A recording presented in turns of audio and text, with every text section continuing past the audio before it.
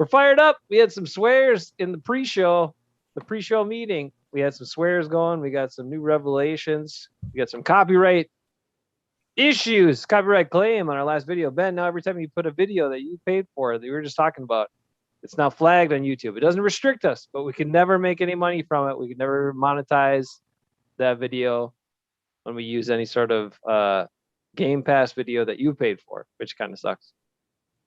Oh no. Even as an educational tool. Remember that? You remember, did you get to that point That's before you bullcrap. dropped mass media law where copyright, if it was used as an educational tool, there's some latitude in there that you could use. All we got to do is I've seen this one chick. Packers fans. Hey, I've seen this one chick who does reactions to movies and crap. And before all of her videos, she puts this 1974 copyright, blah, blah, blah. And it says all about the copyright. She puts it down before every one of her things. Yeah. So all we got to do is do that, number one. Number two, I paid money for gosh dang freaking Game Pass. So if I paid money for it, I could certainly use the damn video. Number one. Number two. Number three, the NFL can kiss my ass. Woo! Ted Davis in Bucks news. Ted Davis also just announced his retirement. So why would you retire? They're like, come on. I told Lenica this. Never in my lifetime did I expect. Well, actually, all right, here it is. The truth is, there has never been more Bucks broadcast opportunities open at the same time than there are right now. So it's time to strike. World champions, baby. 24 years, Ted Davis held down the radio. 37 for Paschke and TV.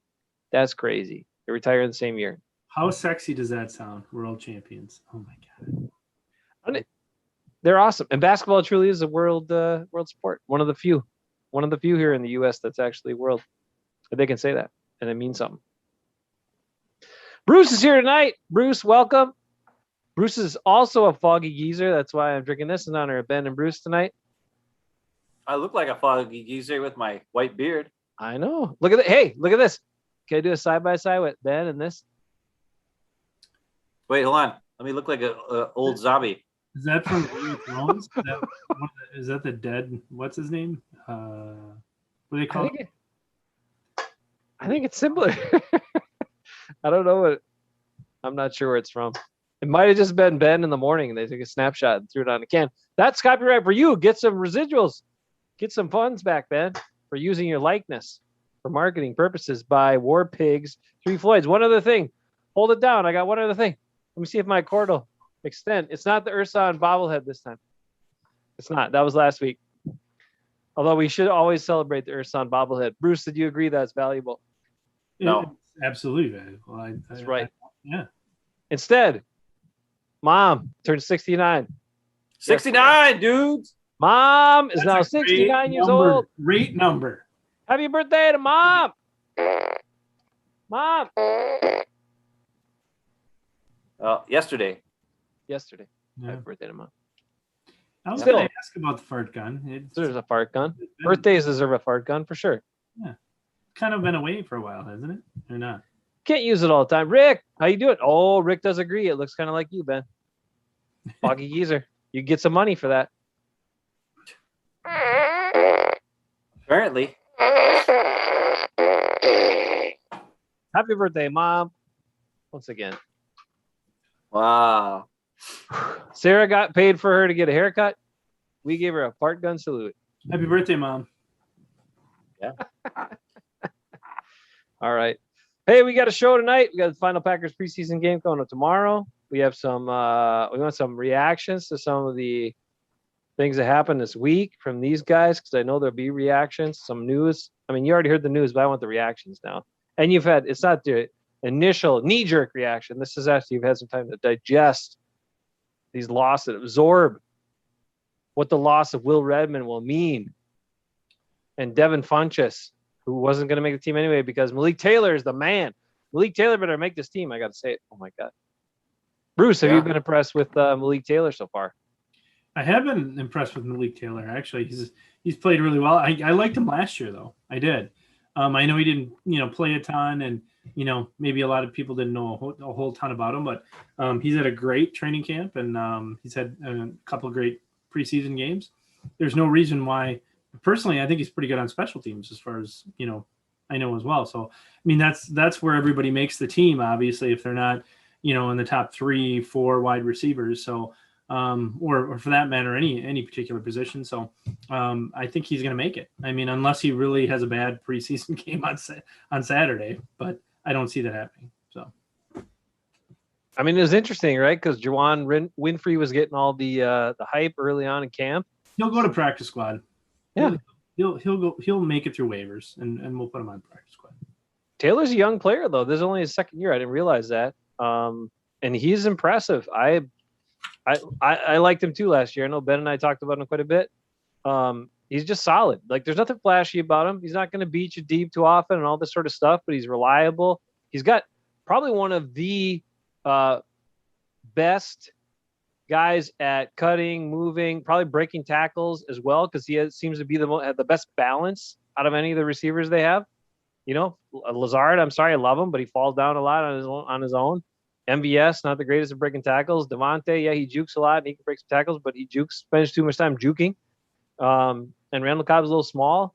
So I like Taylor a lot, and I think he does help on special teams, but I think he's a pretty good receiver. The thing that impressed me last week was the timing on stuff, the strong hands, catches in traffic, catches contested catches. He was making them.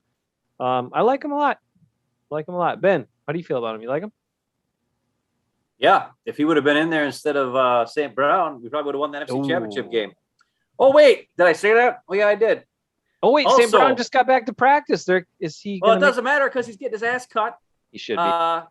After this last game. And if he doesn't get cut, something's wrong with Goody. If you can trade Jackson away and you can cut Kamal Martin on a dime. Okay. I want to talk about that. That's what I want to talk about. Go for it. So the guy that Mike Pettin had to play last year, who didn't know what the hell was going on, can't even make the 80-man roster this season? You think maybe Ty Summers should have been in there last year? I don't know. And now what do we find out? The guy doesn't know what's going on. They moved the outside linebacker. He can't even do that. All you got to do is rush the quarterback, according to Bill Cowher. You can't even just rush the quarterback. Hey, Bernard, how you doing? Rick's what's here. Up with that? Kamal Martin gone? Okay. It's pretty crazy. Can we also talk about Oren Burks and why he's still on the freaking team right now? Now, just hold on now. I mean, come on. Owen Burks. I don't know. He might be okay. Now, Bruce is also, we'll just preface, Bruce is also a proponent for cutting everybody. That's cutting half the team all the time. Bruce does like cutting everybody. Or trading, if you can get any value. Smith, cut him. Okay, that we can't do. He might be on injured reserve for all we know, or the pup list for the first 6 weeks. He can't practice. Boy, I got hammered again when I was talking about Z Smith, didn't I, Jason? You did, Bruce. Bruce put another comment out there. Maybe I love getting those guys going. Maybe they just don't like it when I rip on Z Smith, but people don't want to hear the truth, Bruce. I know. I think part of it is a lot of Packers fans drink a lot when they watch games, which admittedly, if you drink a lot, you're not paying that much attention. So then when you see a big splash play, you're like, whoa, and who made it? It's Darius. And then all the other players are not really paying attention. You don't really notice how little effort he was using last year. And they watch the football. That's the other thing. They watch. Yeah, that's true. Most people do. They watch football. They don't watch players. They don't. Well, I do too. Yeah. I mean, when I watch it initially, I'm not watching it off the ball when I'm watching the game. Right. It's not until later when I watch the game again, and then I'm like, okay, well, what happened here? Why did this happen? And why did that happen? And so most people don't go back and watch it. Like, we're a bunch of idiots. You, me, Jace, we just. Well, like my wife says, I'm a big nerd because I go back and watch tape 2 or 3 times. Yeah. But well, that's okay. When I say that on Facebook and I say go back and watch the tape, they just laugh. And they're like, yeah, okay. Yeah, that's because they got lives or something, but yeah, we don't apparently. That's classic. Yeah, I guess. Yeah, well, you said something interesting today to me, Jace, when we talked earlier today. You said, how come Myles Garrett who's got the same numbers as Zadarius Smith, is higher up on the top 100 players I did. than Zadarius Smith is. And I was like, well, because Zadarius is all numbers, where Myles Garrett is effort on every play. That's the difference between being higher up on the top 100 and being, number 447 or whatever the hell is Zadarius Smith, 51 or whatever he was, and being in the top 20 or 30 or whatever the heck Myles Garrett is. That's the difference. One guy busts his butt all the time. The other guy only plays busted half the time. So, and you said on Zadarius's video, he's like, how does a guy get to be defensive player of the year?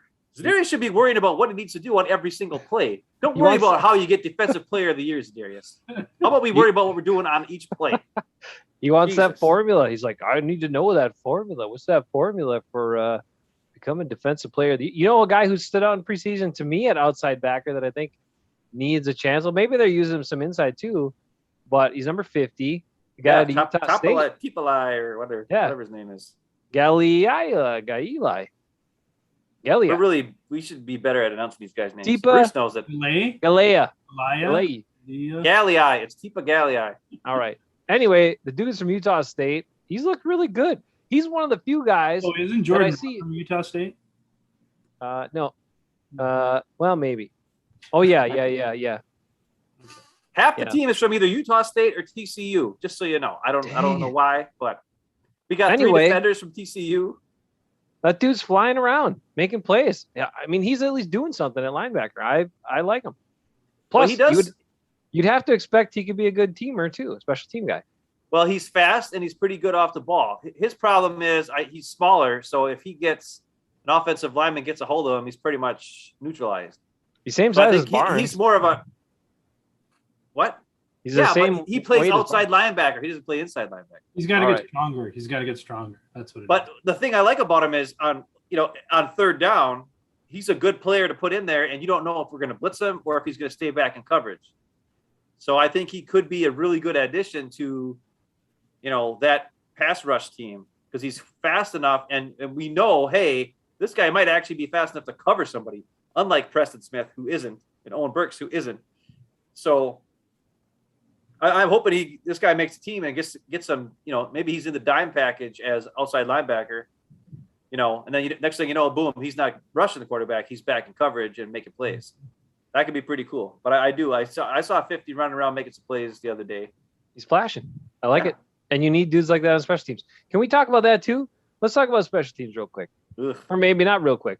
But the Packers are, okay, this is another reason why I never understood the argument for Will Redmond. This kind of tails back to Will Redmond. Will Redmond, special teams, are kind of cycle around here a little bit. Bernard, you're right. Guys will never stop talking about the record and NFC Championship games for Rodgers. Don't worry about it. You still watching Skip? He just brings it up every day, so don't worry about it. It's fine. Okay. So Will Redmond, one of the things, we saw him play safety. We never knew why. We never knew why he was on the field. And they'd always say, well, he's so valuable. He's one of our core special teams guys. Yet, since he's been on special teams, how horrible has the special teams been? Bad, right? Bad. So I still never understood the argument for Will Redmond as being on the roster, being a guy on the field, when he's supposed to be a core teams guy and teams stink. And whenever we see him at safety, he was terrible too. Now, unfortunately for him, he's injured reserve, whatever it is. Luckily for us, we don't have to see him. And luckily for us, the coaches don't have to make that decision to put him on the field or not.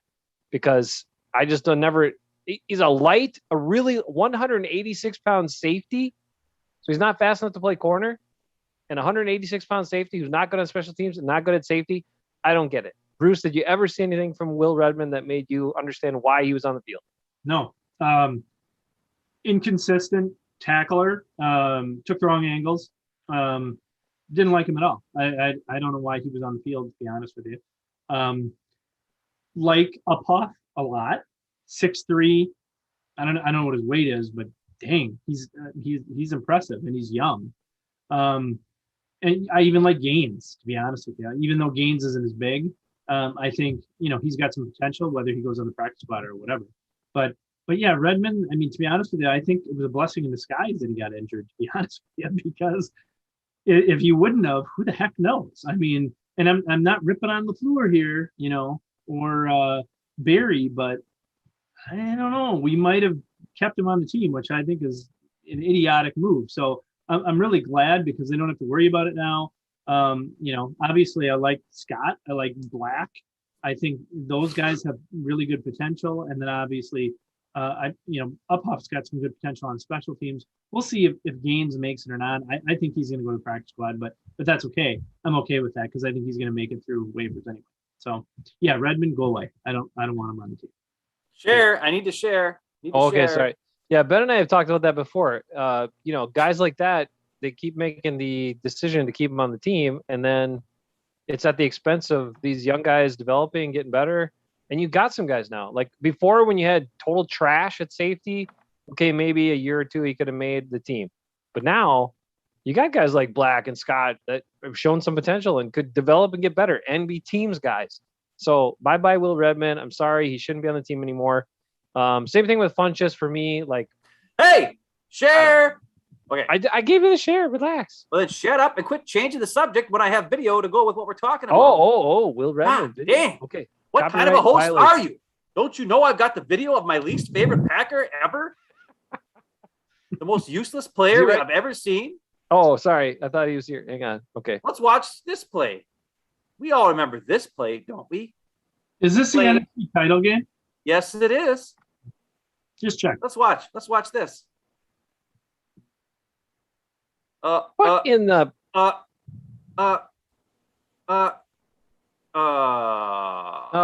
Who's 25? Who's 25? Oh yeah, Will Redmond. That's what 13 seconds to go in the first half.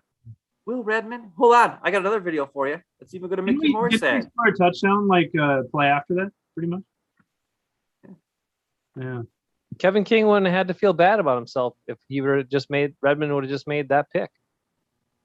Yeah, because it happened on third down. And then Tom Brady would have had 3rd and 3. Tom Brady just threw it up to him. Then Tom Brady would have had 4 picks in that title. But yeah, Tom Brady had an 84 rating. 84 in the NFC Championship. I want you to watch his alligator arms on this play. This is the same play. Look at that. What does he do? I used to think he had to dive to get it, and then after watching this, I realized no. If he just would have actually extended his arms, and then how do you catch a ball when you have this much space between your hands? You know what you go like this, or you go. He's got like this. white things on his hands. I mean, what is that? I mean, I don't even know what he's wearing there. What's he wearing? Those gloves are the grippiest. I mean, I don't understand how anybody drops balls in the NFL. They wear the grippiest, crazy gloves. It's like they should catch everything, dude. Wow. And I think he slowed when you showed it too. It looked like he slowed down heading to the sideline. Like he slowed down as he was getting closer. He did. Jeez Louise. Nobody remembers that play except Ben. We won't have to worry about this anymore. But think about that, everybody. Right there, he should have been off the team after the NFC title. That should have been an interception, which would have ended the half. Packers would not have given up this, the touchdown to Scotty Miller. Kevin King wouldn't have had 3 terrible plays. He only would have had 2 terrible plays. Maybe we wouldn't hate Kevin King as much as we do. But that's your back free safety. And at the start of that play, it wasn't like he was coming from like free safety middle of the field. That was a split safety back zone. And he still couldn't get over there. And the alligator armed it. And like Jason said, he slowed down before he got to the sideline. That's not a safety. That's bad. That we want. That's not aggressive.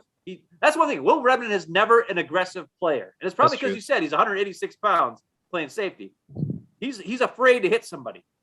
That's not a safety. I mean, I'm not asking for Chuck Cecil, but I'm asking for at least Nick Collins. Give me at least, who else? Charlie Pepper. Charlie Pepper would have made that play. There's a name that everybody forgets about. Charlie Pepper made a lot of interceptions just like that. Real smart player who knows where to get to, goes for the ball. Redmond always seemed afraid to make a play. It's weird. Like, why would you be afraid to make a play? And I always thought he had to dive for it. He didn't even have to dive for it. He could have just extended his arms completely and caught that ball. And it would have changed the entire complexion of that game. So am I happy Will Redmond is on IR in the last year of his contract and hopefully gone out of town? Yes. Am I happy that we got Black and Scott and Gaines and Uphoff? Heck yeah. All 4 of those guys should be playing way before Will Redmond. And I don't know why. Apparently, Will Redmond was a 3rd-round pick. I don't remember this. Really? Yeah, I heard about it today. Wow. And I don't remember him being a 3rd-round pick. But I think he was a 3rd-round pick the year. I don't know how many years he's been in the league, but I think it was the same year as Josh Jackson and Jair Alexander. So that means Goody's 3rd-round picks are this guy, Jay Sternberger, Oren Burks. Oh, I mean, that's 3 3rd-round picks that stink. And then Viguara, who got hurt and never got to play. Hopefully he can be better this year. And then now Amari Rodgers, I don't know. yeah, he's looking slow and easy to tackle. Not what I expected. So anyways, I just wanted to show those 2 Will Redmond videos before you guys moved on to another topic. Now go ahead, take it away. No, that's concerning, man. Let's see. Will Redmond, I'm looking him up here. Just checking on the year. 5'11", 186 is not That is not size. That's not what you want for your safety. He was 2016. That's a nickel corner, maybe. Yeah. 2016, he was a 3rd-round pick number 68. But he's not fast enough to be nickel corner either, so he's pretty much not an NFL player, period. No. Weird. I got to look at his Raz here if we can find it. You guys talk. Oh, geez. We don't want That's to probably what- look at that. That's probably what drew the Packers to him. He had some sort of Raz. He had a really good RAS score. Yeah. Might have had a good, yep. All right, he was drafted, I think, by the 49ers. Okay, well, there you go. And then he's on the Yeah, Chiefs. and then they were smart enough to let him go. And then They we let him picked him up. go. Chiefs let him go after 1 year. Packers were like, oh, we got to have him and hang on to him for some reason. So it wasn't a Goody pick, but it was a Goody pick off the waiver wire, which is Well, almost Goody- worse. Goody holds his strength of signing free agent guys or whatever. Not good. Oh, you mean Funches? Oh, Jimmy Graham. And as Funk- far as sorry. Funches goes, Funchy, talk about Funchy. something kind of tells me that this Funches IR thing is just a little too convenient. It's a little too convenient. Oh, come on. Okay, let me ask you a question. If I guess his man. Funches got cut, Yeah. how bad would that look on Goody's face? Ooh. But if not he good. goes to IR and then never plays it down, for the let's Packers, talk about this. It's a good point. that doesn't look quite as bad now, does it? No. And the fans aren't as mad about it. But if he gets cut, doesn't he make the team? First of all, it makes Goody look bad. Second of all, it makes Aaron Rodgers look bad because he made a trade for little Randall Cobb, which is the reason why Funches doesn't make the team. So it makes Rodgers look bad, makes Goody look bad. It's just a little too convenient that he's so hurt that he's on IR before the season starts and he cannot come back from it. When we just watched him play in a preseason game a couple weeks ago, and he freaking balled out. So Yep, it's just it's a little odd to me. He You balled look- out. Let's be honest. He balled out against 2nd and 3rd teamers. Come on. I mean, he hasn't played for a year and a half, first of all, because he was let's just be honest, he was a wussy because he couldn't handle the COVID situation. So, I got to opt out, So that's the problem. You don't touch a football in a year and a half and you think he's going to be phenomenal. Come on, people. I mean, these Packer fans are like, oh, Funches, he's gonna be a good, 3rd, 4th receiver. Come on, man. I didn't think he was going to be a good 4th receiver anyway. So, he's not that fast. He is, he's bigger, but what did he do in the NFL the last 4 years? He's done crap. So I wasn't excited about the guy anyways. And Malik Taylor is way more upside. He's got more speed. It makes complete sense. And Ben, I agree with you. I think this was a little bit convenient because I think he had that injury and they're like, oh, okay, this gives us an opportunity to just say, okay, see ya. We'll pay off, for the injury money. And then now we have the opportunity to sign Malik Taylor and we don't have to deal with what are we going to do here and who are we going to sign. So, yeah, well, it's an injury that is like not something that derails him from playing, right? It's something where he can play through and it's not a big deal because they were talking about this injury since before the first preseason game. And then they held him out of the second preseason game. Yep. And then all of a sudden they put him on IR. So because Taylor looked good. And they were like, yeah, well, right. You're not making That's the team, bro. He's not. We already have Alan Lazard. He's the same guy, except Right. Alan Lazard is way smarter and a better guy. So and has better hands. That was always the thing with And- Funches and too. blocks. And blocks way better than Funches is. yeah, well, Lazard's a good blocker. Yeah, no doubt. I mean, I guess was all excited about Funches and other people were. I get it, but he's very similar to other Packers receivers, like you guys are saying, and he's got iffier hands. I know he made the great, one-handed stab catch, and he's like one of those guys that'll make the tough catch but drop the easy ones, and those guys drive you nuts. Geronimo Allison. Well, that and those guys drive you crazy. You got to catch the easy ones and make some of the tough ones, and maybe you don't make all the tough ones, and that's fine. Yeah, James but Jones JJ, he was kind of like that too. He dropped know, the easy he ones was. and catch the tough ones. Yeah. But then Rodgers got smart and started making him like reach for ones all the time. He'd throw it purposely, I think, where Jones had to like concentrate on it, not make it easy for him. Then he went drop. True. Because JJ made like crazy catches. He was awesome at that. But JJ had way more talent than Funches did. Come on. I mean, let's be honest about it. He was the best Packers receiver at breaking tackles in the last 20 years. Yes. JJ didn't have more talent than Funches. James Jones is not as tall, not as fast, not as quick, not as good a route runner. The reason why James Jones was good was because he was the fourth. You mean route? No, route. He was the fourth option most of the time. Okay. And then when he came back after he left and came back again, Rodgers force-fed him the ball because he didn't trust anybody else. Okay.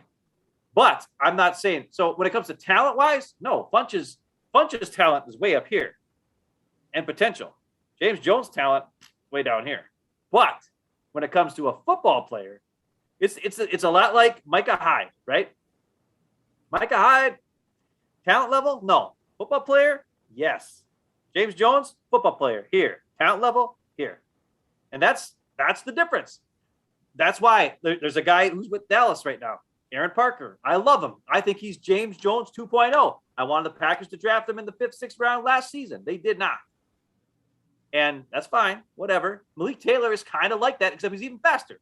I didn't know Malik Taylor ran a 4.46. That's pretty fast. So he's not like a super speeder. He's not like a burner like MVS, but that's not slow, especially for a guy who's 6'2", and he's a solid built guy who's a good blocker as well as, I think Malik Taylor has got a potential to be a top receiver next year on this team after hopefully they don't sign back Devontae Adams. And who knows with MVS? If MVS balls out this year, I bet you they aren't going to pay him the money either. He's going to be a hot commodity. When you got a deep threat who all of a sudden puts it all together again, like MVS, if he has a big year, he's gonna run himself too high out of the Packers window, and then they're going to have to draft somebody for speed or whatever. I don't know. And then they'll sign back Lazard, and then you have a wide receiver team of Lazard, Taylor, and Amari Rodgers. But that's next year. We don't want to talk about that. But then you sign back Robert Tonyan. He's the focal point of the passing game for Jordan Love. Trade Aaron Rodgers. Okay, I'm going way ahead of myself. I want a Tonyan jersey. Woo! Don't buy any more jerseys. Nobody. Look what Jason did to Lukey Patrick. No more. Did anybody notice that other than me? Did you look at the David Bakhtiari video and see how awesome Lucas Patrick looked at all those 2019 highlights of David Bakhtiari? That should have been a Lucas Patrick top 100 video because he looked great on all those plays. And I watch him this year like, what in the hell happened? What is going on? He ate too many cheeseburgers like Eddie Lacy. I don't know what happened. But what happened? He's not playing like he usually does. But Neither is Ty Summers. We have to. No, he's not. No, he's not. And we got to talk about the O-line, the interior O-line, because that's one of the training camp battles and one of the things we'll maybe learn from tomorrow night. I don't know. Maybe they've already decided it. Apparently, like I said, Larry McCarron's already anointed Royce Newman as like one of the great 4th round picks by the Packers for offensive linemen. He's up there with TJ Lang, Josh Sitton, David Bakhtiari, and now Royce Newman. Pump the brakes on that because he's got a lot of work to do. He's sloppy with his hands. He's not great with. He's got active feet, but he's not great with positioning his feet for power. They move around a lot, but I don't see him getting a lot of push on guys. And then if you watch his 4 things video, he fell down. He was supposed to block a guy. The guy beat him inside, and then he got knocked on his butt. It's not great. Go ahead, Ben. I just got video of the first drive because I wanted to see, because they were successful, scored a touchdown. So what happened on this drive? And there's something I noticed out of it. This big run here where they all just kind of plow everybody. That's great. A.J. Dillon was running hard. I'll tell you that. The third play is something. Is that Braden? Yeah, he had a rough game. Okay, so watch this. On this play, you got a double team right here with Myers and Runyon Bunyan. Here you got your guy, Royce Newman, and then Braden, I think, is supposed to help double team, but he totally misses him. And then Royce Newman gets pushed backwards. I think Royce Newman's a really good pass protector, not so great run blocker one-on-one, because there's something you'll see on a lot of this video of him getting shoved backwards. So you see Ben Braden missed the double team and fell down. Now A.J. Dillon's got to come back around this way. But see here, Braden is like falling down into his face. And here's a guy, here's a guy, here's a guy. Here's three guys with nobody blocking him. And somehow A.J. Dillon still gets like 11 yards on this play because he freaking is crazy. So there's your guy, Royce Newman, laying on the ground over here, right? But on that play, that was like that whole right side of the line is a little scary when it comes to Royce Newman and Ben Braden. Now this play, I don't really blame Ben Braden on. This is the pass to Malik Taylor. I want to go back a little bit further here. Here's the problem. When you come up to the line of scrimmage and you see this defensive end way out here, you're going to see Sternberger. They're going to do like a play action pass. And it's like Sternberger's supposed to come across and pick up, I don't know what he's doing. Like the run is going this way. The play action pass is going this way. So I'm assuming it's going to like try to make the linebackers shift this way. Problem is you're asking your right tackle to move 5 yards over this way to block this defensive end. It's kind of dumb. Like as soon as you see this lineup, and I know it's Kurt, whatever his name is, he doesn't know what's going on and blah, blah, blah. But it's like, there's no way even anybody right tackle. For sure, Billy Turner ain't going to get there to get this guy. And watch how Sternberger's running this way. Braden's got to try to get out here. He misses them. And then A.J. Dillon's got to try to clean it up after the fake handoff, and he misses them. And then luckily, Ben Kurt makes the guy miss and throws a good ball. He looks like Don Mikulski on this play. Hey, be careful here. Be careful here. Oh, boy. I mean, look at that. Look how fast he got back there. That's 10 yards. The line of scrimmage is right here. He's 8 yards in the backfield. So we got play action fake. 3 guys for one guy, and nobody could get to him? All right. Well, yeah. Royce Newman standing there, Braden standing there, A.J. Dillon standing there. None of them got this guy. And still, Ben Kirk he gets away, makes a great pass. He had to run back like Pat Mahomes. He looks like Don Mikulski. He does look kind of magic. That's a good play. So the whole right side of the line looked pretty rough in that first couple plays of that drive. I've got more coming later. Bernard's trying to goad you here with. What do you guys think about that? Bernard's trying to goad you here with some Matt Ryan talk here. Matt so Ryan. He got you a Matt Ryan jersey. He's talking about Matt Ryan for MVP. Bernard's just trying to mess with you here. I don't know. You know he tries to poke the bear. Is Bernard really Chris from work? Bernard, are you really Chris from work? Look, I'm just telling you, I understand the offensive line has been kind of messy. And I know people don't want to talk about the offensive line, but guys, so people who watch our videos, people in the chat, I'm sorry you want to talk about, the skill positions and all that, but that's kind of all been decided for the most part. Yeah. The O-line is the thing that really, the Packers don't even know what the hell's going on yet, and they got to figure it out. And it's scary right now. Can I tell you what I think that's going to happen? It's scary. Yeah. So I think Kelly's going to go on IR for 6 weeks. That's what I think. Okay. Because he's injured. He hasn't been really playing all preseason, but they like him. He's got experience. They're going to put him on IR for the first 6 weeks because then they have flexibility, right? Braden's going to go on the practice squad. They're going to release him. He's going to get through waivers. They're going to put him on the practice squad. I still think it's going to be in the beginning. It's going to be Runyon at left guard, excuse me, and Patrick at right guard. That's what I think it's going to be. Yeah, I'm sorry. That's what I think it's going to be. Dude, Royce Newman is taking number 1 reps at right guard all week. He's going to be backup. I bet you. Let Bruce finish. Go ahead. All right. He's going to make the team, but Patrick's going to be right tackle. Runyon's going to be, God dang it. Big Mountain 77. We got you, right guard. He's been in, Bruce, just to Left clarify, Big Mountain 77 has been entrenched as a starter at right tackle from the very beginning. That's without question. No questioning Billy Turner. He is a starter for sure. He's not even talking about Billy Turner. What are you doing? I'm just saying, I just want to make sure Bruce had that clear. So No, he is he's right tackle. Jenkins is going to be left tackle at the beginning, right? Yeah. But and Myers is going to be center, and then I really think it's going to be Runyon at left guard and Patrick at right guard. That's what I think is going to happen. Right, at least in the beginning, anyway. now, Bruce, Newman doesn't have the experience, and they say he's been really good, but he's not been as good, in my opinion, as people say he's been. no, let's be real about it. Here's the problem. What you're saying, Bruce, is actually probably what everyone thought, what the Packers thought, what they thought coming into all this, even though they drafted those guys and more competition, that's really what they thought. And even though they pumped up, Steno pumped up Ben Braden and blah, blah, blah early in the training camp, they really probably thought all of that was going to be the case. It was going to be Jenkins, left to right, like you said, Jenkins, Runyon, Myers, Patrick, and Big Mountain 77, because you can't question that. But reality has struck the Packers in the face because Lucas Patrick is playing like garbage, doesn't look like himself. I don't know what's happening. Played better last.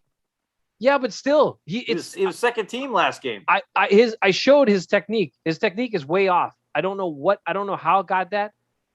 But even plays where he's not doing the try hard stuff. He's not. He doesn't look like himself at all. I don't know what's happened to him. It's very different than the first 6 years of his career. Anyway, so he's looked bad. So, and then Runyon, Ben showed Runyon clips, and Runyon has really struggled.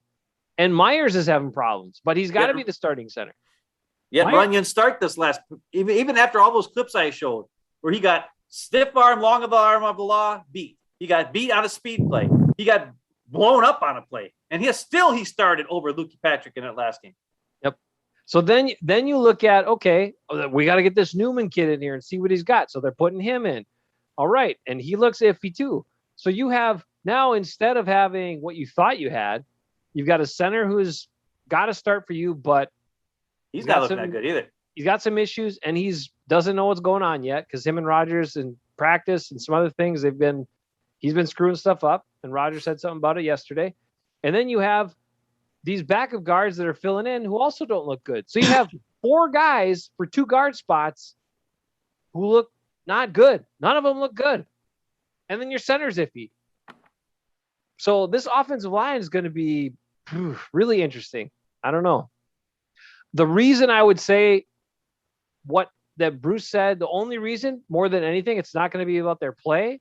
It's going to be because those guys actually understand what they should do versus the new guys who won't.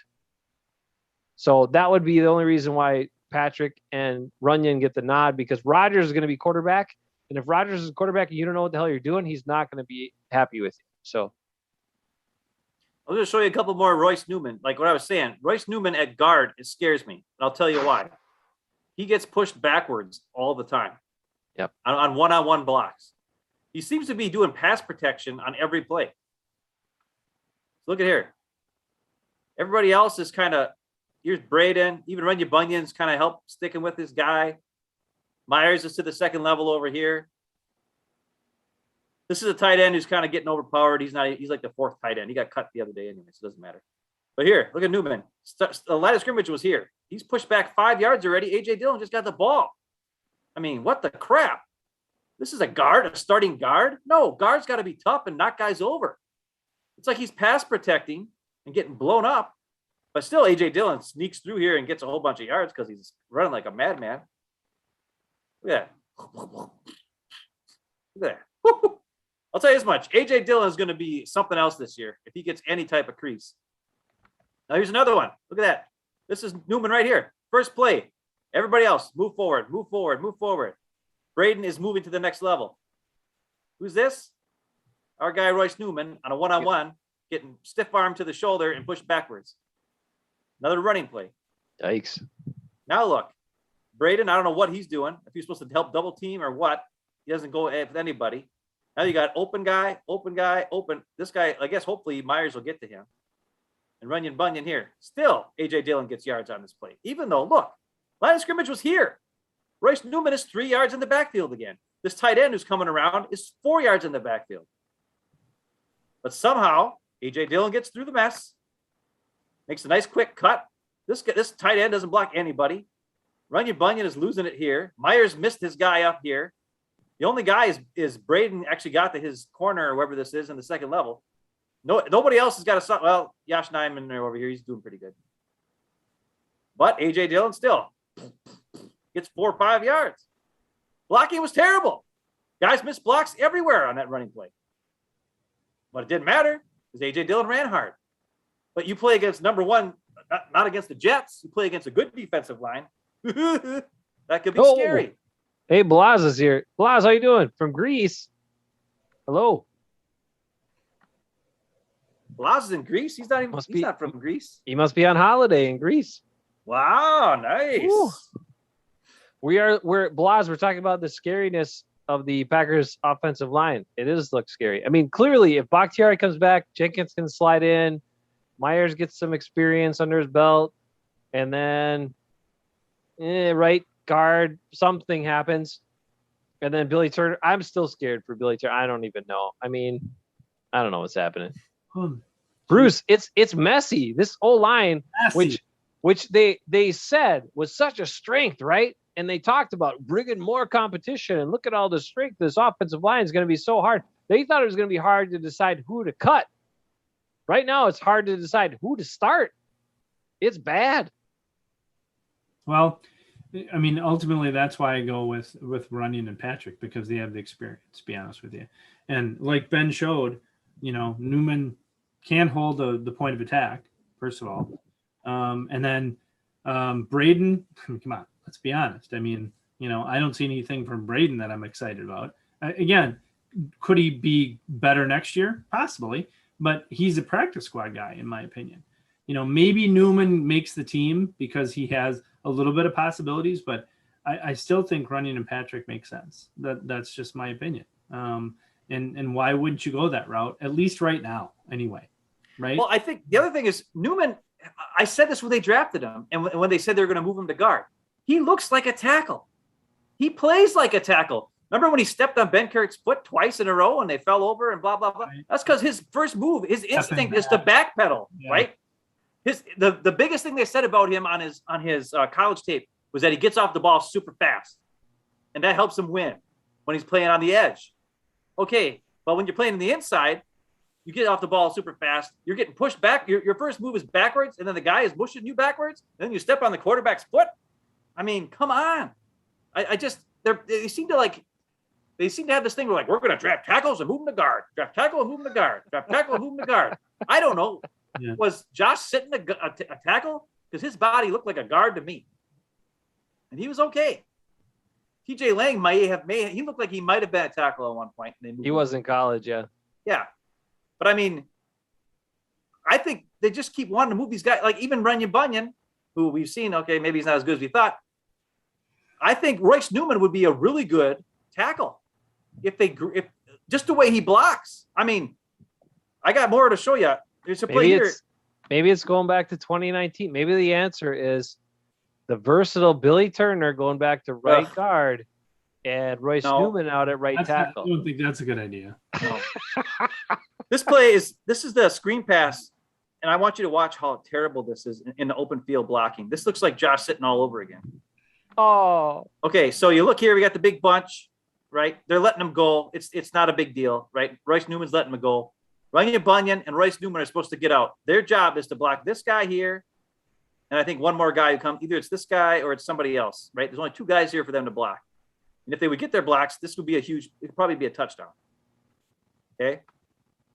So now as you're watching, here you got Royce Newman ready to go. You got Runyon Bunyan ready to go.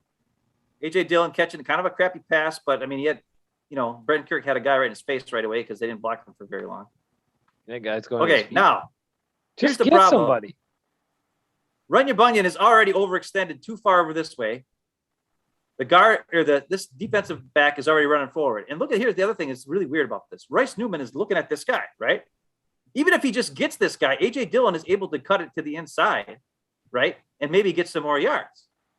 The weird thing is, right at the last second, Newman goes and blocks this guy, even though he's looking right at this guy. And then Runyon Bunyan blocks nobody. Let's see if I can show you that. Right there. This guy is 1 inch in front of him. Why is he looking at this guy, Royce Newman? What are you doing? Just block the guy in front of you. A.J. Dillon would be gone. Runyon Bunyan is overextended. And this guy's not even in the play. But Royce Newman is looking over here. And guess who the guy who makes the tackle is? Of course, the guy who's not blocked. Well, so not only did they not block either guy they're supposed to, right when the guy's right in front of him, he looks to the wrong side and he looks to the wrong. It doesn't make any sense. Either that, or if you would have blocked the outside guy right away, and Dillon would have cut to the outside, at least he would have gotten another, 5 yards or something like that. Yeah, but he was the thing that I was talking about was he look at his helmet. I mean, he's looking at the second guy, right, or the inside D-back the whole time. Maybe, where's this crap?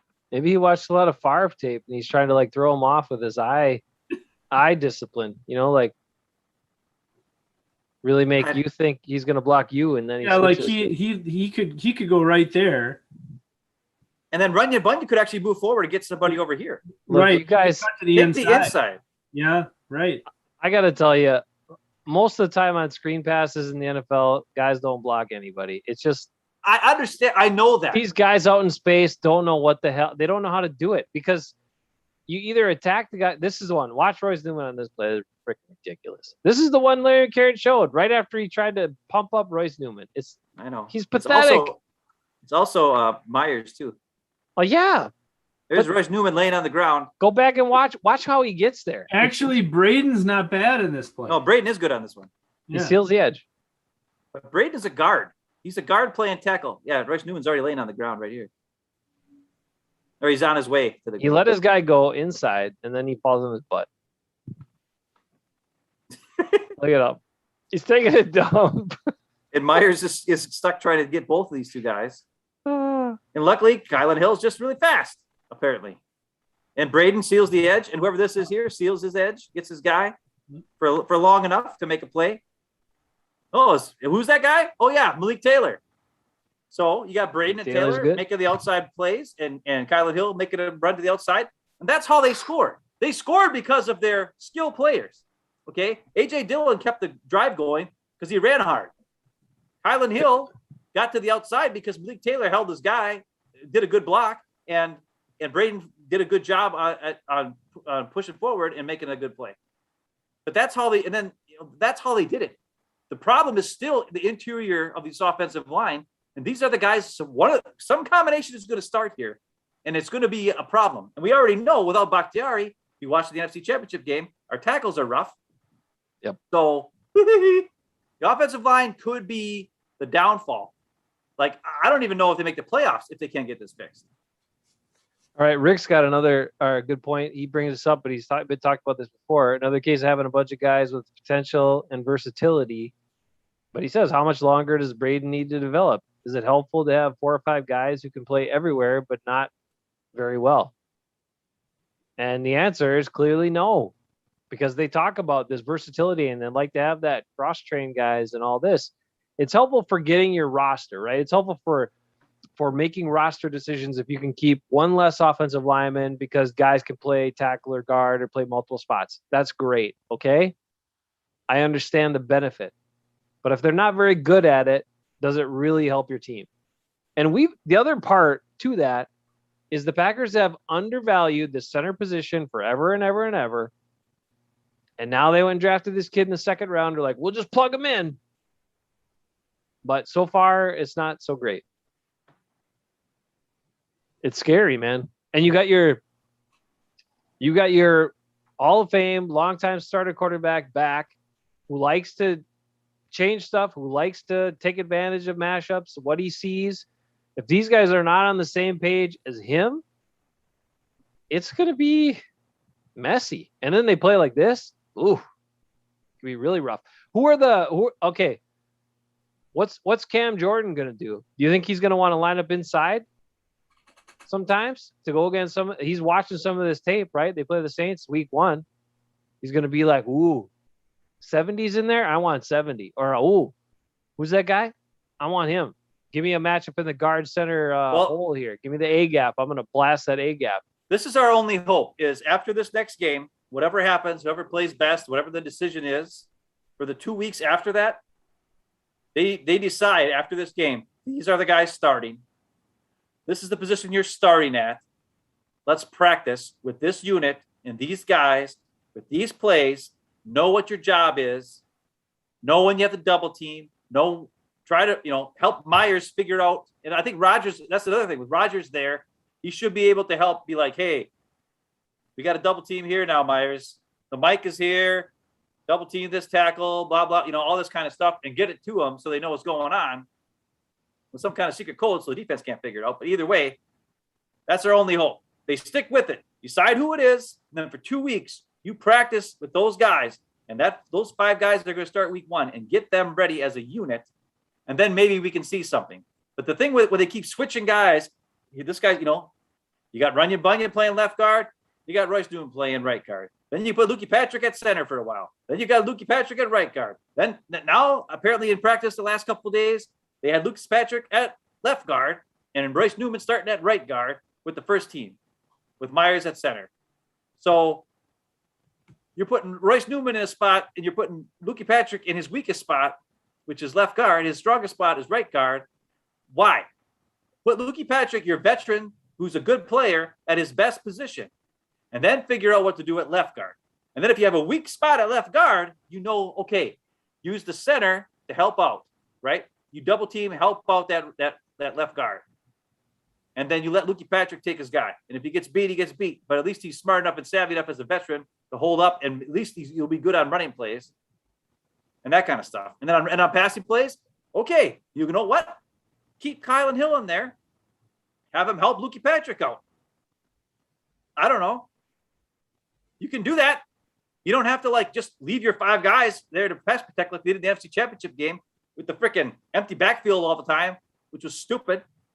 I went back and listened to our show the other day. It was the end of the year show because it popped up on my thing right away because we had 200 views on it. It's been rough. And it was, I listened to it, and what I talked about was how many times they went to empty backfield. And then JPP and freaking Shaq Barrett hey, it's empty backfield. It's a pass, buddy. Let's go. And they knew it. And they just ate them up. They ate Rick Wagner and Billy Turner up in that game because they knew it was a pass. Why? At least give some sort of mystery. Put the back there to make them think maybe it could be a handoff on first down. Really, you going empty backfield on first down? Empty backfield on second down and 8? Or second down and goal from the 8? At the end of the game, they went empty backfield. That worked in 2011 and 2012, but not anymore. Not anymore. Yeah, Rick says, Rick makes a big point. We thought Mac was going to eat the Packers alive last year, but big Billy Turner shut him down. So got to believe in Billy Turner. No, he says he was just kidding. But seriously, Mac loafed in that game. We talked about it too. But seriously, you're right. I think that's key, right, Bruce? You can't keep shuffling guys around. Guys got to know, you got to pick. You got to make a decision. And then you got to be train them up, do the best you can. And then as a coaching staff, you have to recognize what you have. If you got weaknesses there, then you adjust your game plan. You don't have the whole game plan in. You can't be we're going to expect these guys to block for multiple seconds here for 3-4 seconds. No. We got to run the plays that these guys can hold up for. And that's on the coaches to do it, right? No, I agree 100%. And like Ben said, you don't put Luke Patrick at left guard. You don't. He didn't play well at left guard last year at all. He's better at right guard. So you keep him at right guard and then you figure out left guard. And like you said, Jason, you know what? Maybe it's quick passes. We did that last year, quick passes behind the line. You have another wide receiver blocking, maybe it's slant passes, I don't know. And, maybe it's quick crossing patterns, whatever it may be. But the point is that you don't put Patrick at left guard when he didn't play well there at all. And you don't put Braden there when Braden hasn't been consistent in general. in the preseason. You can listen to Packer Wire and all these other websites, but they don't know any more than anybody else does. They don't know more than the coaches do. They all they want is clicks. All they want is people to go to their website and look. So the thing is there shouldn't be any reason why Luke Patrick shouldn't be at right guard. And you know what? He's going to get better. You know what? Maybe he started out slow. But come on. I mean, he's got the experience. He knows what's going on. He understands the things that he needs to understand as far as blocking schemes. And the thing is, you have a new center in Meyer. Okay.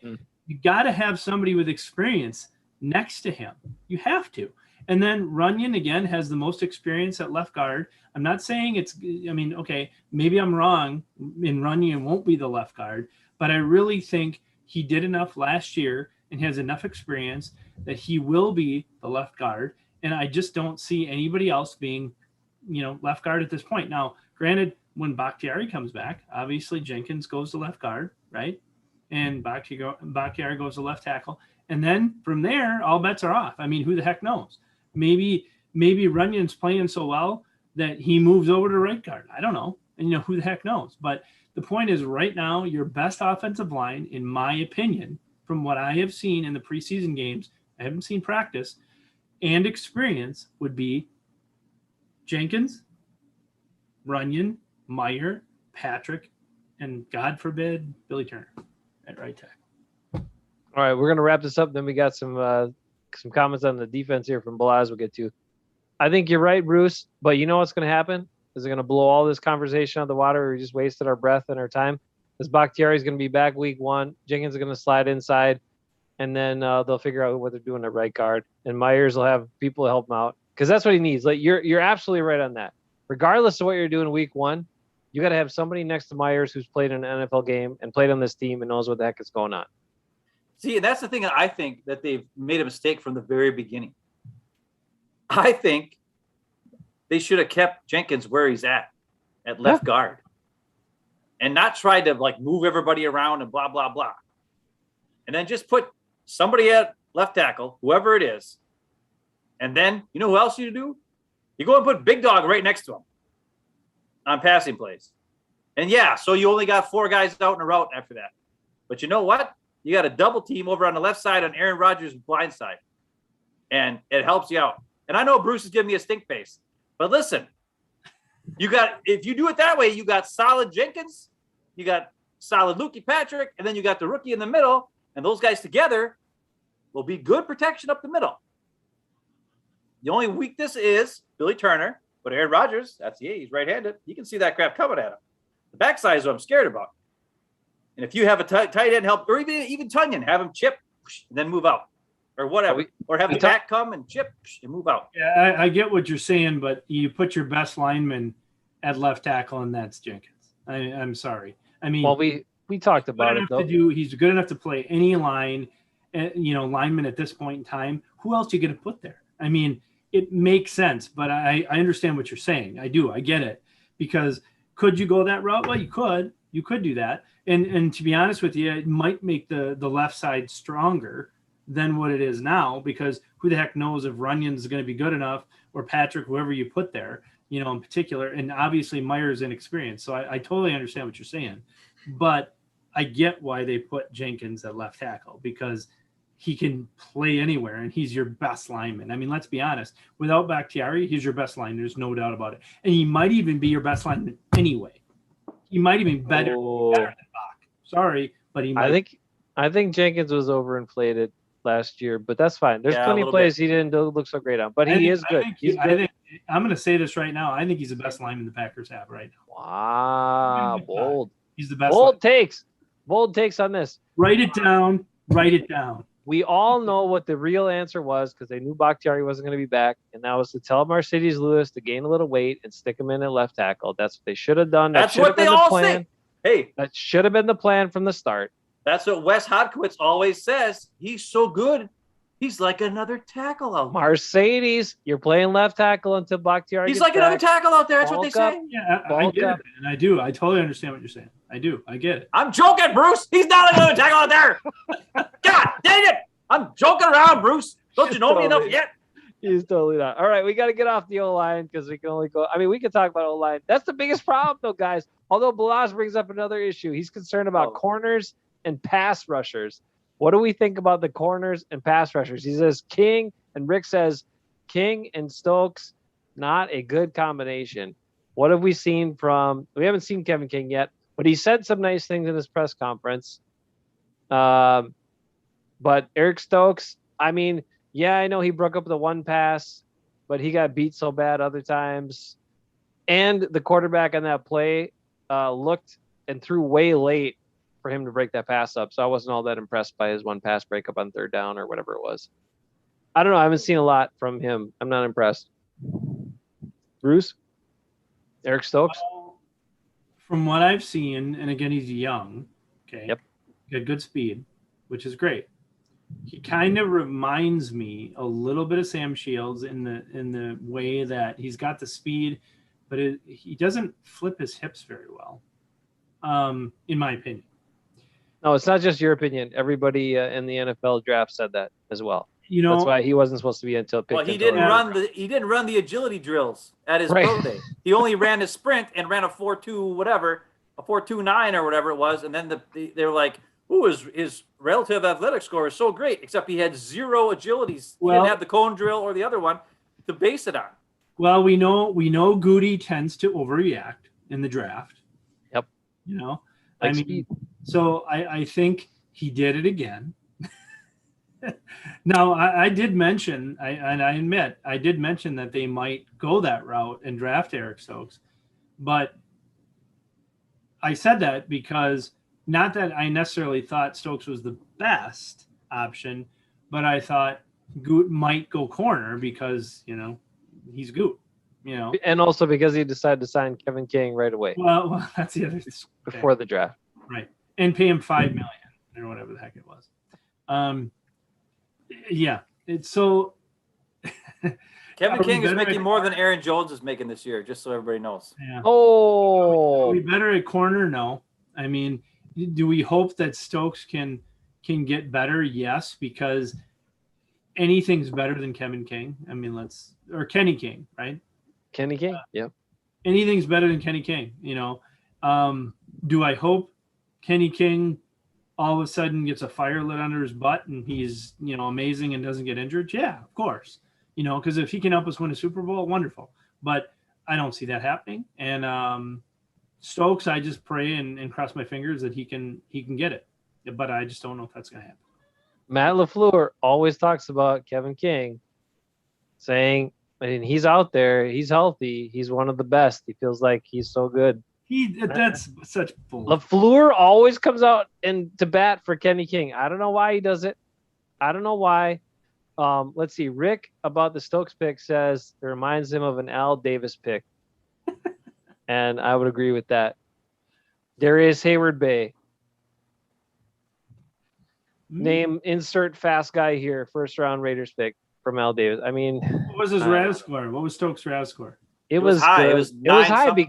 Yeah, and Ben's right. He ran super fast in straight line in shorts and track shoes, and then he dropped the mic and was like, "I'm out. I'm not doing any of those cone drills, agility, all that stuff." But everyone that talked about him said he struggles to change direction. He struggles to flip his hips. Yeah. Well, great. Then how do you play him? I mean, here's the thing. Then as a coach, you didn't draft the guy, but as a coach, you got to be like, what are his strengths? How can we make him be the best he can be if he's got to be on the field?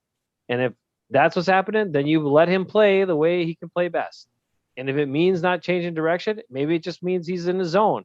But in a zone where he doesn't have to drop back and he can attack the short pass plays or whatever. But, like, figure it out. Coaches got to figure it out. They just have to. And that's – I think this defense, right, we talked about all the offensive stuff. We thought the offense was going to be, hey, they lit them up last year. Well, with the O-line, if the O-line is struggles, the offense could stink too. And then you got all these question marks on defense and a new defense. It's kind of scary. I am concerned about the corners, but I'm concerned about everything. What do you feel good about on the defense, Ben? This Packer defense right now, what do you feel good about? Anything? Here's what I feel good about. Here's the things that I want to see. And watching preseason, we're not going to know what they're going to do. But what I want to see is a mirror between coverage and rush. Okay. So what I mean by that is this.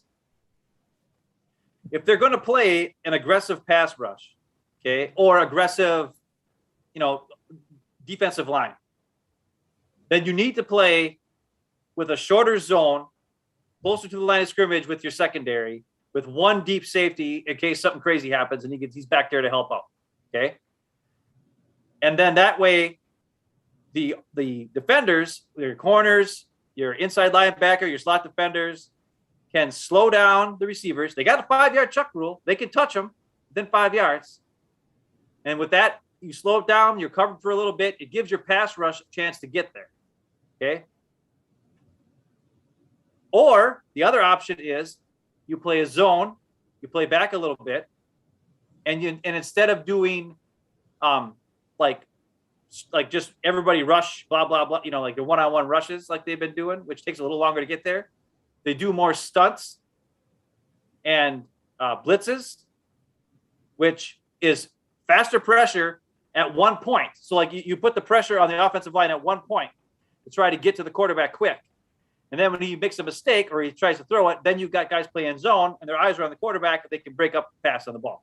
The problem with the Packers the last couple of years is Mike Pettin would play the 4-down lineman, everybody beat your guy, pass rush with a zone backup defense.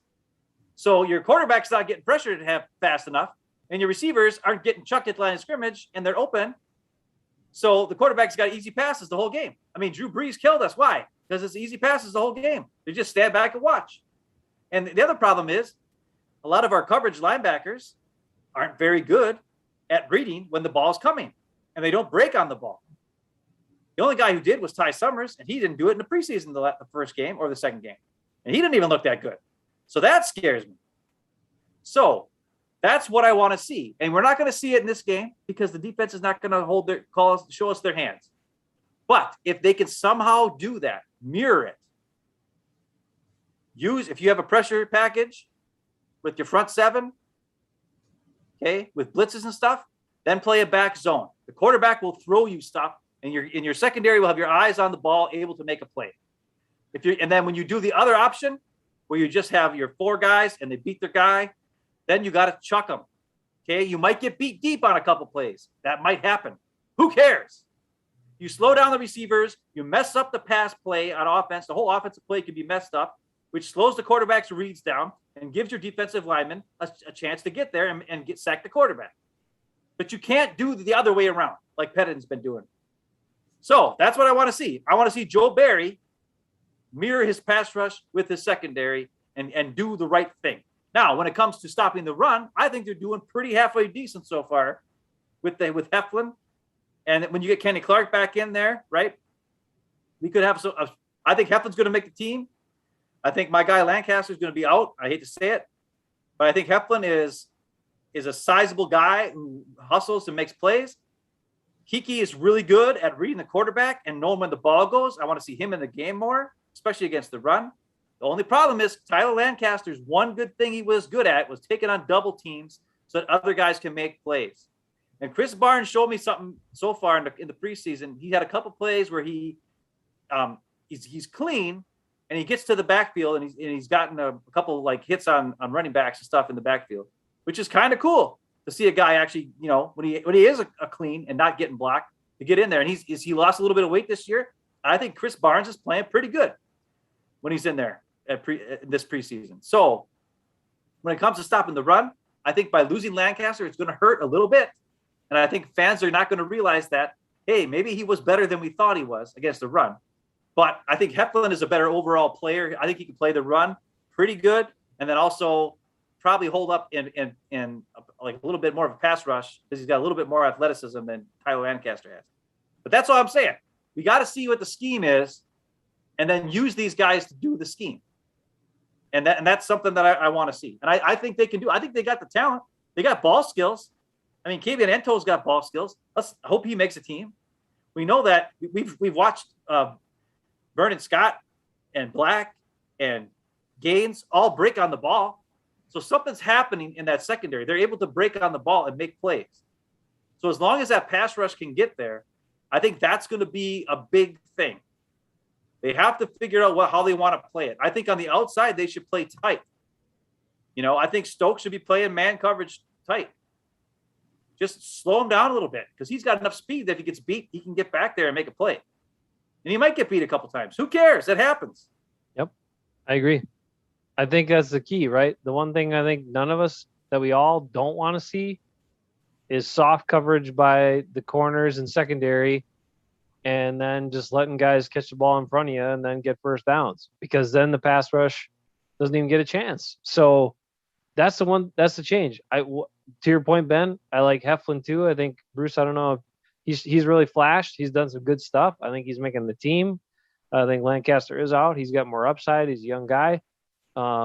He's hungry and he's got more athleticism, but he's got room to grow into his body too, even a little bit more. So I think he's good. But that pass rush look, what made the Seahawks their great defense for all those years so good, other than the fact that they got to hold guys as much as they didn't get away with it, was that they timed the pass rush with the way the corners played and the way the D-backs played. So you time it up, and you have to be not afraid of getting beat deep. You have to be in a mode where you're going to attack, be the aggressor, and if they beat you over the top with speed and a perfect pass, you tip your cap, you give the ball to your offense, and you move on. Because that's not going to happen that much. It's way easier to make a pass underneath on soft coverage than it is to make a pass over the top and beat a guy and have the guy catch it and have all those things come together. So that's the one change I hope to see. And what you're talking about would be the perfect marriage between those things. And I think it would help Jair get more impactful plays and more interceptions as well, because when he's got to sit there and cover for a bunch of time or play off, and then the pass rush ain't getting there and all this stuff, well, then it's not as easy to make impactful plays. Well, the other thing that could be a good thing would be in coverage, like with Patton, a lot of times they just kind of play like a quarters, or they play, you know what I mean? Like they don't switch. Like, it wasn't very often that you would see guys lined up in a spot, and then right when the ball snapped, like a couple guys would switch spots. And when guys switch spots, it changes passing angles, right? And Patton never did that. But if you do that, like you could put a guy, I don't have if I had a diagram, I could show you, but you know what I'm saying? Like if you got two guys back here like this, and they both are playing back here, and the ball gets snapped, and they're playing their zone. The receiver comes out, runs the out route, whatever it is. It's still that same guy who's on the outside who's covering that out route, and the quarterback knows it. But if these two guys switch, one guy goes deep, one guy takes the short pass, that changes that passing lane. And now that inside guy gets in the passing lane and can break up the play, right? Where if he stays back, they're protected against, tackling the guy before he gets the first down or whatever maybe. But they're not making a play on the ball. They're not forcing them into more long, like if it's 2nd and 9 or whatever, you're turning it into 3rd and 2 because maybe you stopped them because you stopped them from, you only gave them 7 yards, right? But if you switch the coverages and you make guys move a little bit more, then hey, guess what? Boom, you broke up the pass. Now it's 3rd and 9. And then you can maybe play off and do the same thing you did in 2nd down. But Patton would always be like play back, play off, and be afraid of giving up big plays. And I understand because you've got Rodgers on the offensive side who doesn't turn the ball over. Your offense is great. So I'm sure they were like, hey, just don't give up the big play. Don't give up the big play. Remember, that's what LaFleur said his first year, and that's what they kept doing. The problem is you keep your defense on the field so long that they get tired. Rodgers and the offense is sitting on the freaking sideline for 10 minutes of game time sometimes. Remember last year? It was ridiculous, especially the Vikings game. That was a running game where they couldn't stop the running game. But there's the other games, like a passing game against the Colts in the second half of that Colts game. They were getting chewed up in the passing game. Short passes. I mean, Phillip Rivers can't throw a ball more than 10 yards, but they scored a crap ton of points in the second half. Why? Short passes. Playing off because you got to lead. No, go after them. Switch it up a little bit. That's all I want to see. So we don't know what Joe Barry's going to do. But those are the things I want to see as a freaking Packer fan. Let's see some freaking defense. Let's see some cool stuff out there. Attack. Let's confuse some dudes instead of just, well, we're going to play quarters and we're going to rush 4 and we're going to have our linebacker sit back 5 yards deep and just go run up and tackle the guy if he catches it. No, move guys around, blitz some dudes, do something crazy, be the aggressor. When you're passive, you're one step behind always. But if you're aggressive, you're either going to get blown up and get screwed or you're going to blow up their play. And I'd rather see that as a fan because it leads to more big plays on defense. Because Rodgers ain't going to screw up on offense. So go after him. Cause some turnovers. We've been saying that. We've been saying this for years. All we want, I don't know. Bruce, do you agree? Don't you just want to see the Packers defense attack? And if they get burnt or beat, do you care? Are you worried? Are you concerned about that? If they play aggressively and get beat sometimes? No, I'm not actually. And the thing that worries me about Barry is he's a zone defensive coordinator. And I'm not saying that you can't play zone and be aggressive, but it's a good question of what he's going to do. Is he going to sit back or is he going to be aggressive? And obviously what you guys are saying, I want to see the aggressiveness because we haven't seen that. How long has it been since we've seen that? I mean, geez, probably since 2010, really. I mean, we had a top 10 defense. Yeah, they gave up some yardage, but at the same time, they had turnovers and they made splash plays because they had some guys like Charles Woodson and like Clay Matthews and those guys that could make those types of plays, right? So, yeah, I'd like to see more of that again. So, as the Bishop. Yeah, I was going to say Bishop. Yeah, maybe Barnes is Bishop. Cross your fingers. Second year. I don't know. Who knows? But yeah, no, I agree completely. And that's what I would like to see for sure.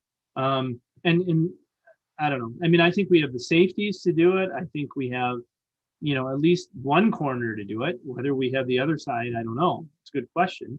But I do like Slayton as well. You guys didn't mention Slayton, and I kind of like that kid. I mean, is he gonna do a lot of things this year? I don't know, but he's got some ability. He's got some athletic ability, and he's shown me something in preseason. And I think he makes the team, and I think he can bring something to the table. He may not be in there all the time, but he's got a little bit of a pass rush, and he might be able to take that double team that Lancaster may not be able to take anymore because Lancaster's not there anymore.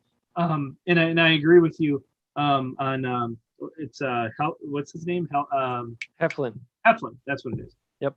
I like him too, and I think he can take Lancaster's spot. But then I think you have Slayton as well. So that's the reason I think you can get rid of, unfortunately, Lancaster and release him because you've got a couple of guys now that are taking the place of him ultimately. And what about Dean Lowry? Does he make the team? Honestly, personally, I'd rather just let that guy go, but I don't think we do because he's getting paid too much, and I think and you don't save anything because he restructured his contract, so everything he's making is guaranteed money. So it's like if you cut him, it's still hitting the cap. So it's like, what's the point? We do maybe next year, but not this. That's not going to happen. All right. I agree with Ben on that. Yep. It's interesting. They talk about that. Heflin was talking about it during his press conference. We get into some comments here in a second. That he and Tyler Lancaster and Lowry were all kind of from Northern Illinois area. And so they had this bond. They talked about different things and all that sort of stuff. And in reality, Lowry and Lancaster could be gone and Heflin could be the guy that makes the team. But Lowry's going to be on the team. But Lancaster's probably gone. Okay, we got some comments here real quick. We do have to get into Rick's thing that he brings up. We got a Quinn Miners check we got to get to, give an update on that. And then Double Doink's around. He's hoping Barnes will be okay. He thinks Campbell will help.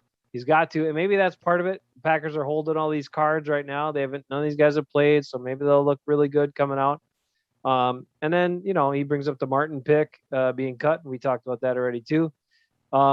Rick was asking for a Quinn Miners update. How's he doing? Well, let's take a look here.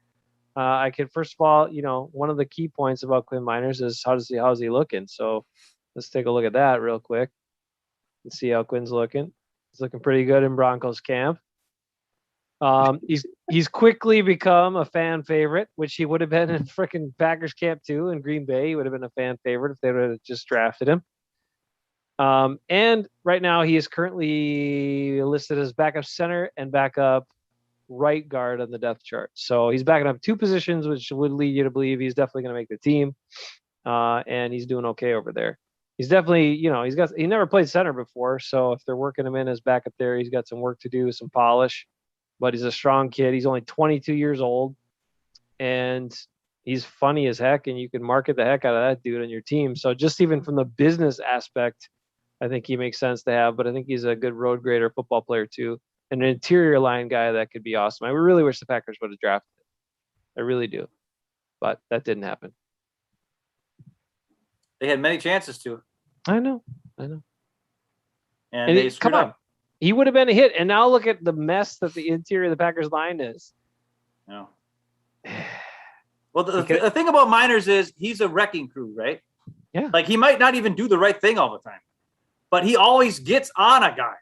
Like from the things I showed you earlier, where we saw Runyon Bunyan on that screen pass just not do anything. And we saw Royce Newman with a guy right in front of him, and then he turned his focus to the guy over here for some dumb reason. Why? Miners would just run into the guy and knock him, or Quinn Miners would just run into him and knock him over.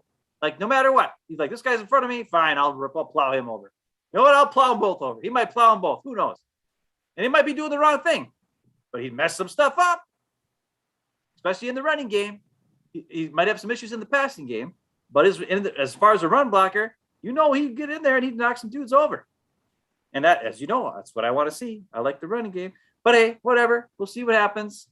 It's interesting to see him with his big gut sticking out with the Broncos. And then you look at Royce Newman, and he's got the thin legs and the long, skinny arms. And that's what the Packers are putting at guard. And then you got the Broncos putting a guy who got tree trunk legs and a big gut. That guy looks like a guard center. And we got a center who's 6'6" and thin and athletic. And then we got a guard who's 6'5" and thin and athletic. And we got Runyon Bunyan, who's not necessarily thin, but he looks more like a tackle than a guard. We got like a bunch of tackles playing all across our offensive line. You got good RAS scores with that.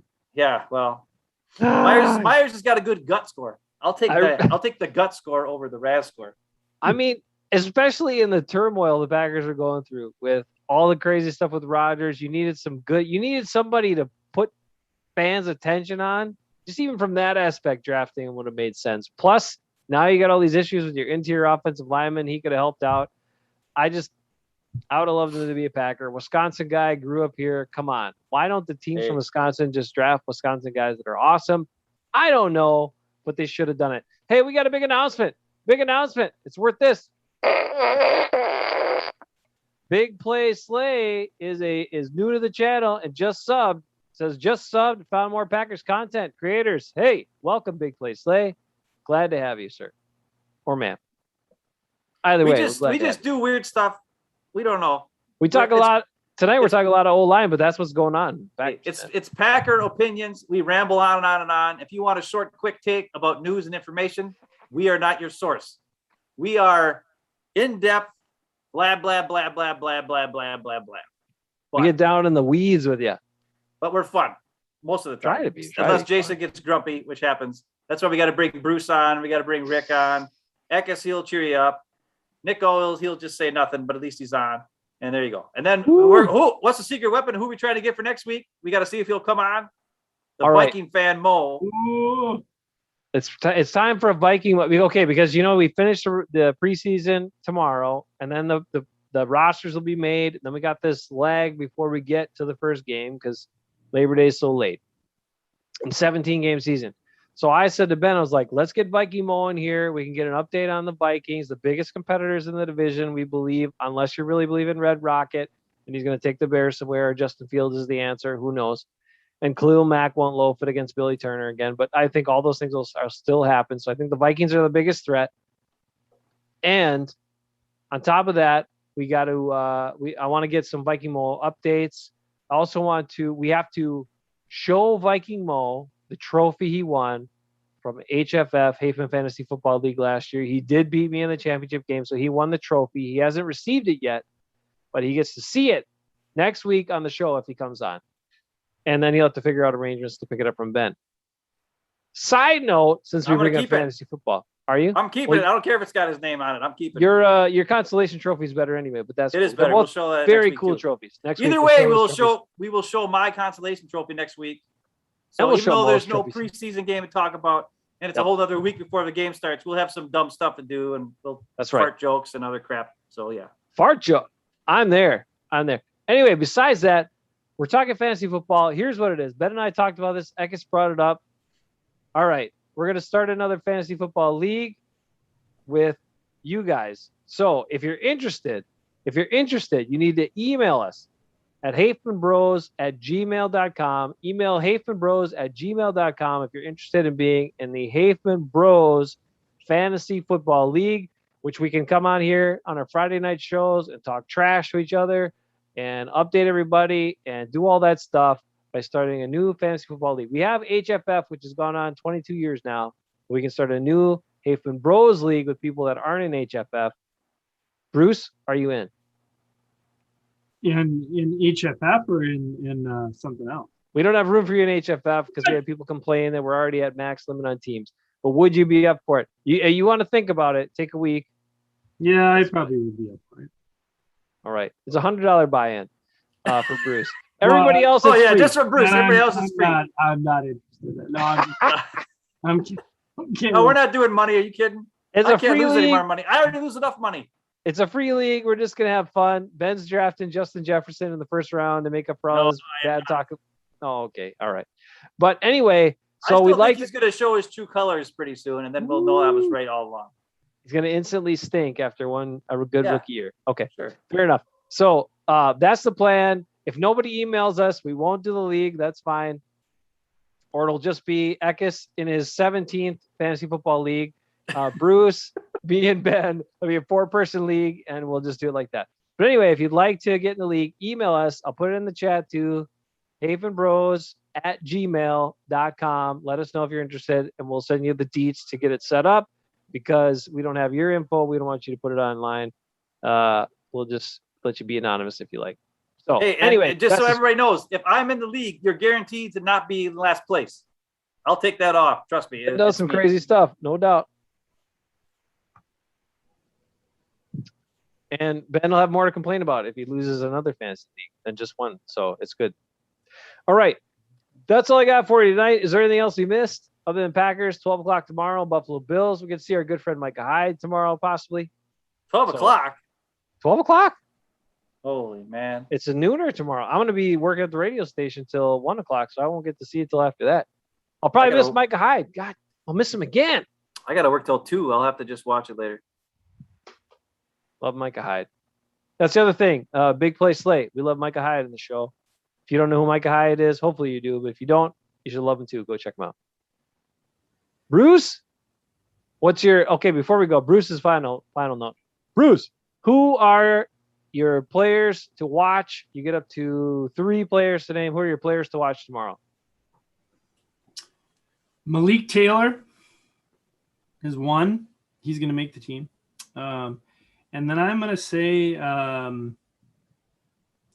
Black is going to have a really good game tomorrow, and I think you should watch and see what he does tomorrow. That's my two guys. Malik's going to have a good game. Black's going to have a good game. That's going to get them on the team on the 53. All right. So we just spent like an hour talking offensive line tonight, and you don't even bring up a single offensive lineman? Okay. Because he already said he's running by Lukey Patrick. He already said. I'm giving you what my thoughts are. Braden is going to be released. He's going to get on the practice squad. I already told you Patrick and Runyon, they're going to be starters. And then Newman might make the team. That's fine. And he'll make it. Miss anybody? He's a 4th round draft pick for Goody. He's making the team. There's no doubt about that. Who's that? Braden? Yeah. Newman. Newman. Yeah. Right. Yeah. Yeah. No. So I mean, that's it. You don't need no one. Double Doink's asking for live game reactions in the future. Whew. I don't know if we can handle it, but I don't know. We did try to do something at one point last year, but it's hard because Ben usually doesn't get to see the game. He lives in the wrong side of the border, like Bruce. Lives in Minnesota. He's usually sleeping, isn't he? Normally. Yeah, or he's sleeping, or I don't know what he's doing. I'm working. Sometimes, yeah, okay, working sometimes. Allegedly you're working there. I'm not sure. You're there, but are you working? I don't know. Don't take my work habits in question, brother. I work hard. You can ask anybody. I know. I'm always working. Matter of fact, sometimes I leave work early because I don't have anything to do, and I'm like, okay, I'm going home because I don't want to stand around here and yap like those other people do. Oh, that's I'm out of nice here. It's nice of you. I don't want to collect money for doing nothing. We'll see. However, I will say one thing real quick. Yeah, go for it. I always poop on the clock. That's rule number 17 of Ben. I have a lot of different rules in my life. Rule number 17 is if you got to poop and it's getting close to the end of your shift, don't wait till you go home. Just do it at work. At least you're going to get paid for taking a dump. That's rule 17. Okay. You know what? I agree. Nothing feels better than that. Hey, and by the way, before we go, since you wanted an offensive lineman, okay, I'll make a prediction. Okay. Lukey Patrick is going to be rated by Pro Football Focus as the best offensive lineman in the last preseason game, and he's going to get the starter at right tackle or at right guard. Excuse me. Why do I keep saying right tackle? I don't know. Maybe he's that good. Maybe he'll be that good. It could be right tackle too. Right tackle, you can't get Billy Turner out of your head. That's all. You keep thinking about Billy Turner. Bruce, I hope you're correct. I really do. Or whatever happened. Remember, like a handful of years ago, Lucas Patrick's having a really bad camp, almost was going to get cut. Aaron Rodgers talked to him. Aaron Rodgers, go talk to him again. Give him an uplifting something because he needs it. I don't know what's wrong with him, but he needs it. But I hope he pulls it all together. I believe it's still in there.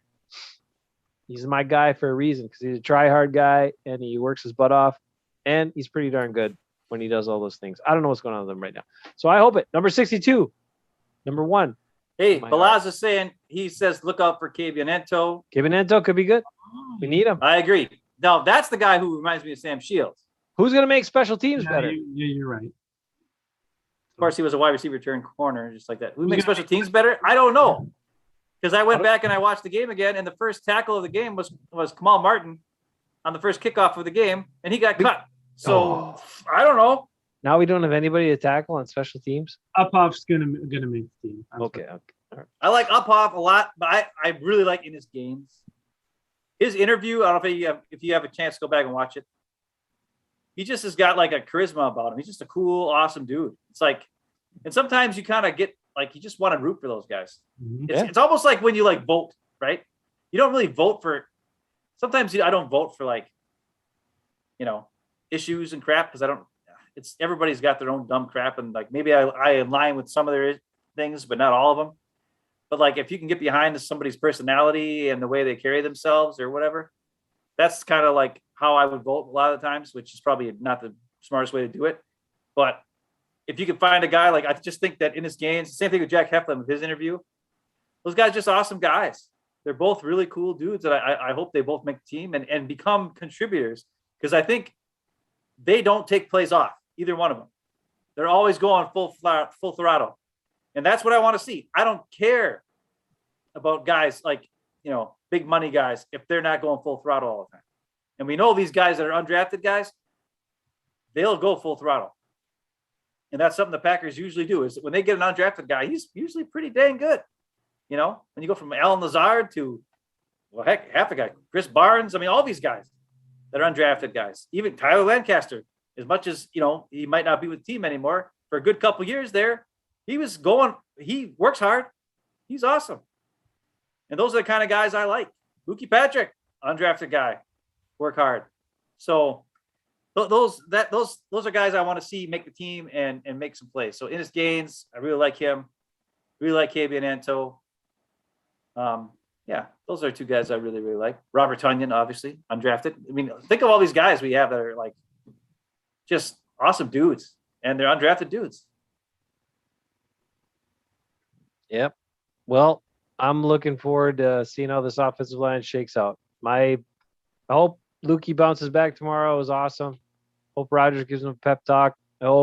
If not, I hope Royce Newman figures out some stuff and look way better. I just want this line to be way better. It's got to be better. Yeah. And that's what I'm looking at tomorrow, is the old line, to see how they come together, and hopefully some guys step up, because it's got to get fixed. Yikes. Or Bakhtiari's got to have miracle return in week 1, something like that. So I don't know. And I'm excited to see like some of the young guys like on the defense, in the defensive backs, safeties, and linebackers to see how they play. Because I want to see more action. I want to see more guys that attack. Those guys to me need to make the team. And if they're passive, get them off the team, because we don't need passive guys on defense anymore. We've had way too much of that. And that pains me because it makes me feel like Ty Summers might get cut this year based on everything. I think with Kamal Martin being gone, I don't think Ty will be gone. I don't know, man. He's kind of like an integral special teams guy. Plus, he's the number 2 guy with the green dot who's been in it, who's I think they trust. So I just think he's safe. I think Ty's safe, even though I think his play is not up to par so far in the preseason. But I think he'll be fine. I mean, he'll make the team, but he's got to step it up. He's not as aggressive as he was last year, and I don't know why. Go back and watch that Saints game. I know. He might have screwed up a couple times, but he was everywhere doing crazy stuff. He'd take a couple bad angles, but he's making tackles. He was covering wide receivers out of the backfield. Watch the Lions game. Watch the Falcons game. He was awesome. The Falcons game. Yeah. It's just, I don't know what happened to him. I don't know what's going on. I don't know if he just was like, disappointed because he thought maybe he had a chance to start and now he's not again. But whatever. My other surprise cut is, even though he hasn't made an appearance in a preseason game yet, Kenny King cut.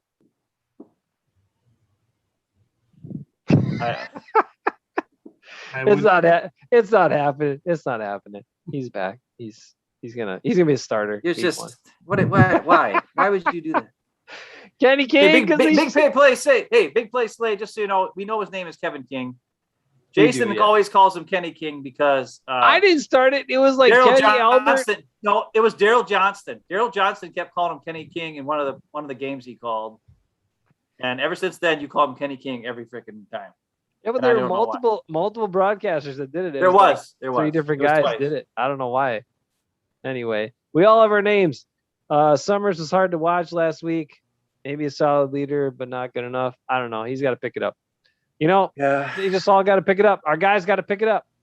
And then the other guys got to come along. This has got to be the year. We know it. So anyway, enjoy the last preseason game. Bruce, thanks for all your time, your thoughts. Thanks for hanging with us. You guys take care of yourselves. Be well. Stay well. Enjoy the Packer game tomorrow if you get to watch it. If not, watch it later. And then next week, we will see if anybody wants to be in fantasy football or not. We'll let you know. But we'll debut our trophies no matter what from HFF. And Bruce, if nobody else wants to do it, we'll make up our own league that just for B and E and B's and E's and everybody else. Sounds good to me. All right. Stay well, be well. We're out of here.